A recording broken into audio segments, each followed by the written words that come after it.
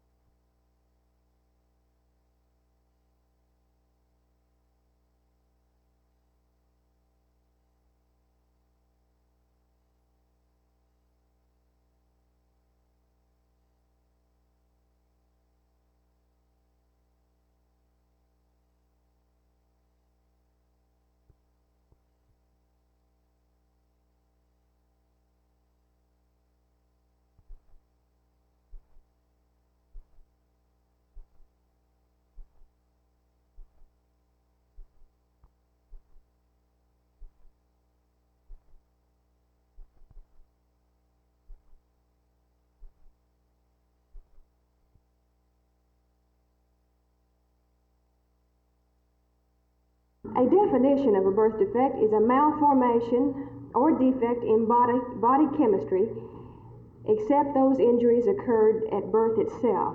Now, these can be either of a hereditary nature, which we call genetic, or it can be of an environmental nature. And this means it's something that occurs to the infant, the fetus, before birth. A drug that the mother takes, like thalidomide that we're all familiar with, LSD also, marijuana, these things.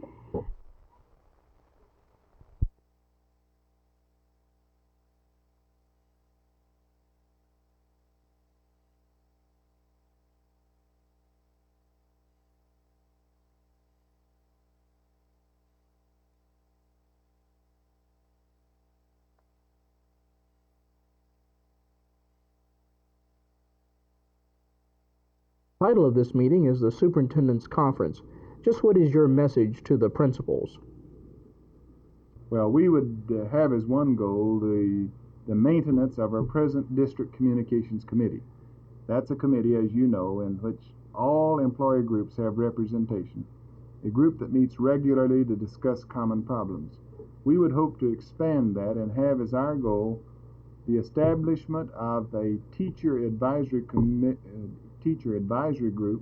in each of our 183 schools for the 70-71 school year. These advisory committees to work with and through the principal and assist in developing appropriate policies for the local school. Have you had any feedback from principals on setting up teacher advisory committees in their schools? I think that good principals have done this sort of thing for a long time. What we're doing now is suggesting that it be formalized.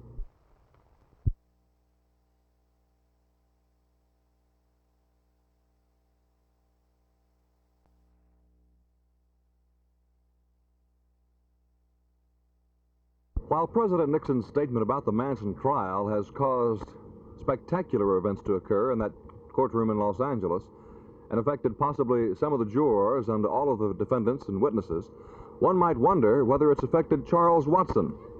Charles Watson has been housed in the Collin County Jail since his arrest shortly after the Sharon Tate murders occurred. In an effort to determine whether he knew about President Nixon's statement, I made a visit to the jail. Officials there said they just didn't know. I also asked Watson's attorney, Bill Boyd of McKinney.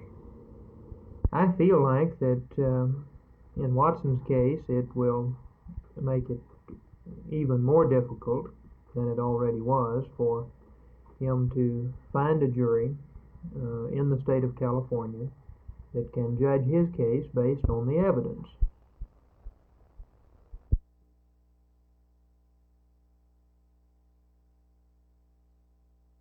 Well, my initial reaction is that I'd like to see the total report to see whether or not this is taken out of context and whether or not the so-called leaks that were reported are accurate. Assuming that the reports are accurate and that this is the finding of the commission, how is this going to affect, both in Dallas and nationwide, what appears to be a crackdown on pornography? I'm not sure it will affect it at all. I think it might bring some of the silent majority out and maybe put the congressman on the spot. Do you think there will be objections to the conclusions drawn in this report? I don't think there's any doubt about it, if these are the correct conclusions.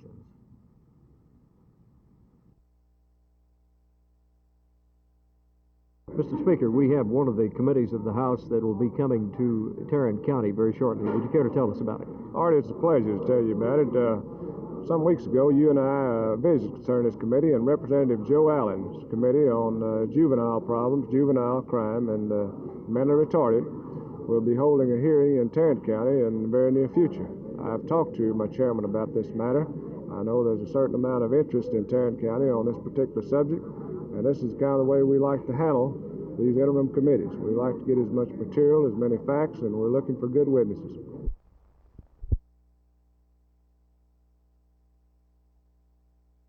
Well, I think that we have the feeling, generally, who have been in administration for a number of years, that when we share power, we lose power. But my experience has been that when you let people with whom you work influence your decisions, you do not lose power, you gain power. And I think as we let teachers and parents influence us in the decision-making process, we too will gain power in the management of our school program.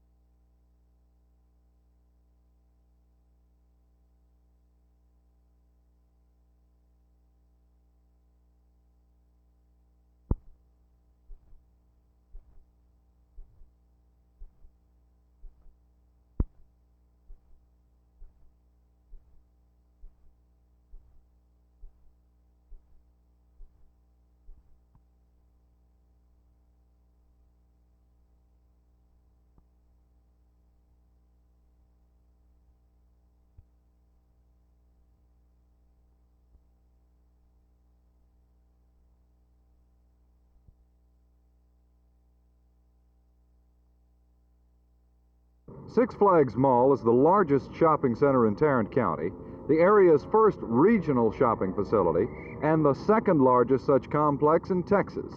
20 years ago, it wouldn't have been possible to construct the facility. There were barely that many businesses between Dallas and Fort Worth. The mall has almost 100 different stores and businesses now. More than just a shopping facility, the mall is also an economic indicator. It seems to refute the contention that the Mid-Cities area is being severely affected by the national economic slump. Despite that slump, Six Flags Mall was crowded today as soon as the doors opened. People have money to spend, and if the mall is any adequate indication, they're eager to spend it. Jay Lewis, Channel 8 News on the Move at Six Flags Mall.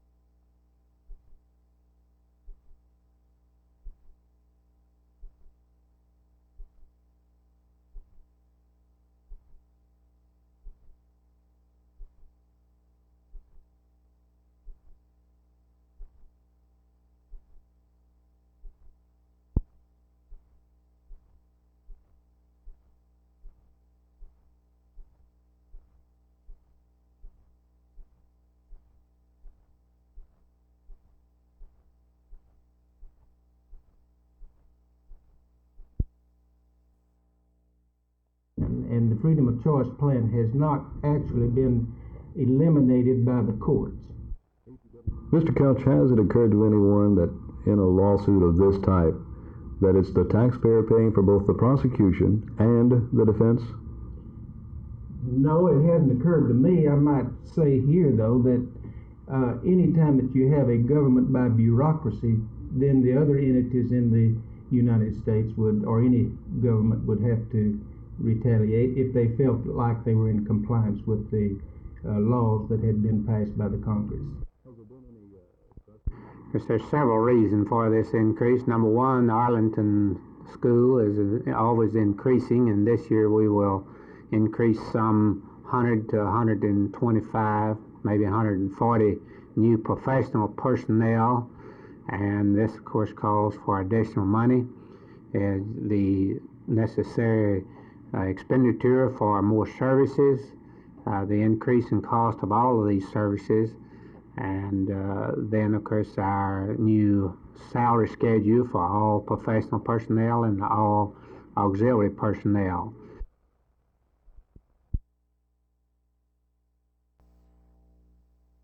I'm terribly disturbed over the cutbacks that have been forced on the space agency. We had built up unquestionably one of the greatest teams of scientists, industrial operators, governmental agencies that the world's ever known. And I regret, and I'm very, I feel very keenly about a dissolution of that terrific team that has been built up.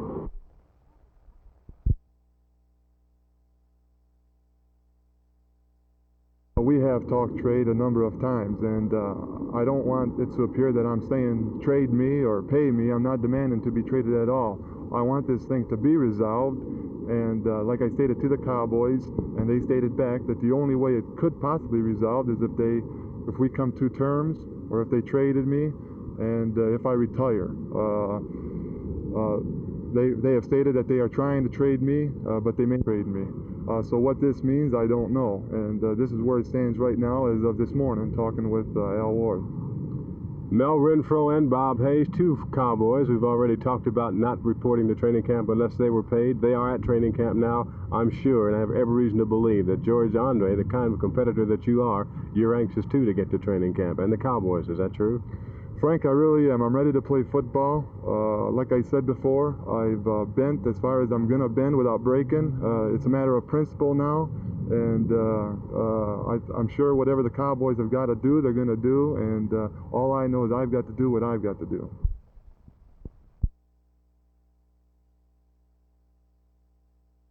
It is obvious to all of us, I think, you and I and the players and coaches, that the 1970 season has gotten off to a rocky beginning. Well, at least now it has begun. And in the midst of all of the rocks and turmoil of the things that were going on at California Lutheran College, one thing tended to be overlooked: the importance of Bob Hayes' statement that he would not report to training camp. The strike ended yesterday, the veterans reported, and Bob Hayes was among them. It's about 6 of us, and we decide what we think best. I think that if the strike wasn't on for a length of time and we lost a lot, I'm quite sure that I knew that I wouldn't be here, but we lost a lot as a group, and I lost a lot as an individual, and just by not reporting now, it'd be a little difficult because of the season is coming up and it's so short, but I think it would have been a little more of me not coming to camp if the strike wouldn't have been on and we'd have come to camp the first day. When did you actually make the decision to go ahead and report? Oh, we made the decision last week, all of us. Like I said, we all get in a group and we think what's best, and this is what we done, and this is the outcome of me coming to camp, because I feel that I've lost a lot, and they feel that I've lost a lot, and just from conditioning program and just the terminology has been changed around, and I just want to be familiarized with what's going on. Bobby, will you seek out Al Ward or Tex Schramm here, or will you let them seek you out for contract negotiations? It doesn't matter. I'm here in camp. The procedures the Cowboys always used was to contact the player. It doesn't matter. I'm willing, and they are willing to negotiate any time, and I am too, just as long as they don't bug me out on the field while I'm working. If you cannot reach agreement, say before the season begins, do you still plan to play out your option? Definitely. Rapid Robert Hayes, only one of the 40 Cowboy veterans who reported yesterday, but at this moment at least, the most puzzling and perhaps most puzzled of them all. This is Vern Lundquist, Channel 8 Sports, Thousand Oaks, California.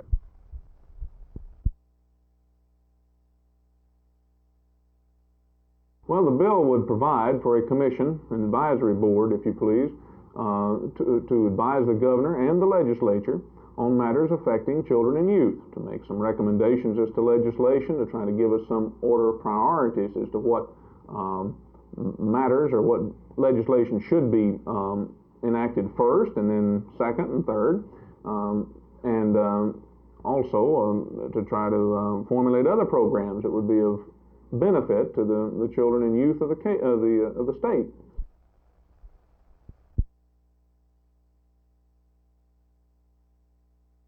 We hope to eventually have organized within the city 101 neighborhood beat committees. This will be a beat committee for every patrol beat within the city. And within each one of these neighborhood beat committees, we hope to have a youth committee to function directly within the organizational structure of the neighborhood beat committee, so that we can have representation from the young people on these efforts on the part of voluntary citizen support in dealing with the crime problem. Now, we feel it's very important to involve the young people in this program so that they can have input into the program and also see some of the results that will come forth from this Operation Get Involved, the Community Involvement Program. The principal and the school law is only a part of this superintendent's summer conference. Drug abuse, teacher militancy, among others, are also very important. Apparently, the conference is a tremendous success in setting goals for the 1970-71 school year. For Channel 8 News on the Move, this is Jess Brown at Lake Texoma.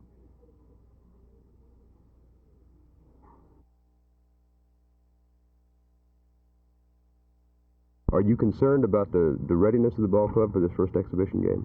Well, you're always a little bit concerned about it. I think that since we do have a veteran team, they'll be ready. The rookies are going to be a little bit lost, but I think the veterans will be ready.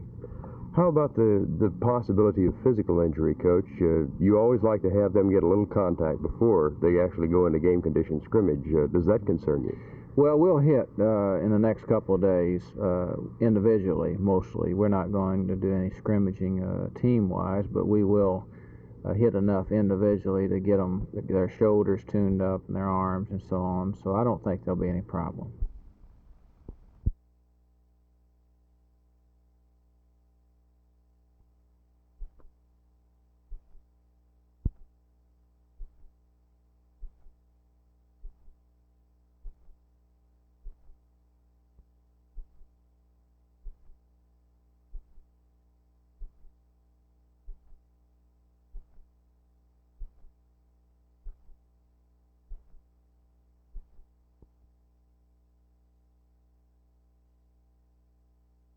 Fort Worth began in earnest to fish for visitors in 1967 when Hemisphere provided a ready-made attraction. This year, an innovative program is being established on a trial basis. The effort is based on the decentralization of information and visitor services. The main feature of the new program is called the Self-Tour. Visitors may pick up one of the tour guide brochures at any one of 200 information racks set up around the city. He then follows the more than 100 signs set up as guides to Fort Worth's main attractions. The Visitor Information Center says that even before the brochures were printed and distributed, visitors were beginning to follow what signs were already erected.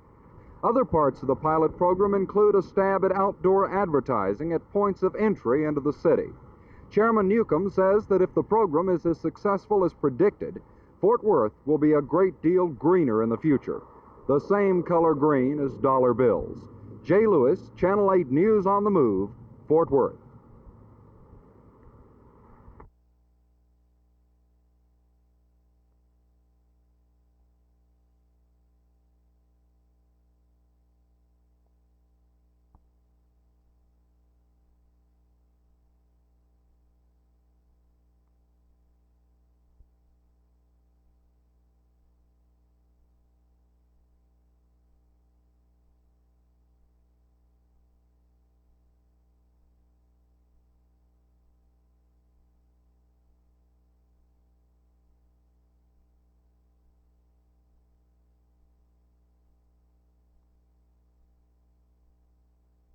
This project is not, as it has been described, a government handout. It will not be financed in any way by Arlington city tax money. In fact, the complex will be on the tax rolls, both the city and the school tax rolls, and pay taxes as does any other commercial unit. Taxes that are estimated in the application at this time are $53,201 annually, or $2,128,040 over the mortgage period. The ACA spokesman has raised this question: will the church trust be able to manage the project effectively? I just want to comment on that, and I'll step down.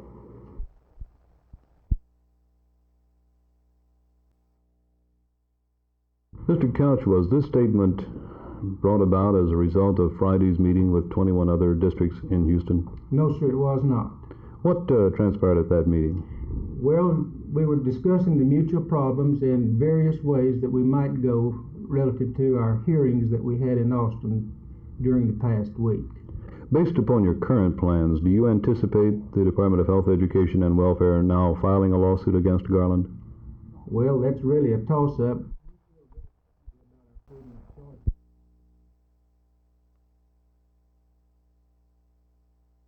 We anticipate that this will call for an increase of from 17 to 20 cents on the $100 valuation.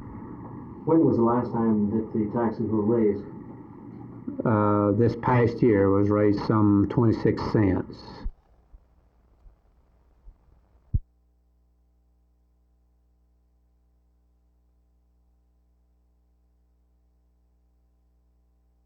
This is the 10-acre tract of land at Sanford and Cooper Streets in North Arlington that will become the subject of discussion at tonight's 6:30 Arlington Plan Commission meeting. The land has been controversial before. Now, 4 churches want to build low-rent apartments on this land, and a group of Arlington citizens oppose that building plan. The churches say Arlington is sadly short of low-rent apartments. They say that with current Arlington zoning laws, many of the structures will have to be torn down or refurbished, and that will leave many people with no place to live. But the opposition, led by Arlington insurance man and former president of the Chamber of Commerce, Bruce Murray, are of a different opinion. The opposition says that if apartments are built on this land, neighborhood schools will become overcrowded, streets will become congested from traffic generated by the apartments, and land values in the area will go down. While the meeting to hear the pros and cons of the apartment buildings that may go up on this land is scheduled for 6:30 tonight in Arlington, the chances are that a decision will not be made for several weeks. Phil Reynolds, Channel 8 News on the Move in Arlington.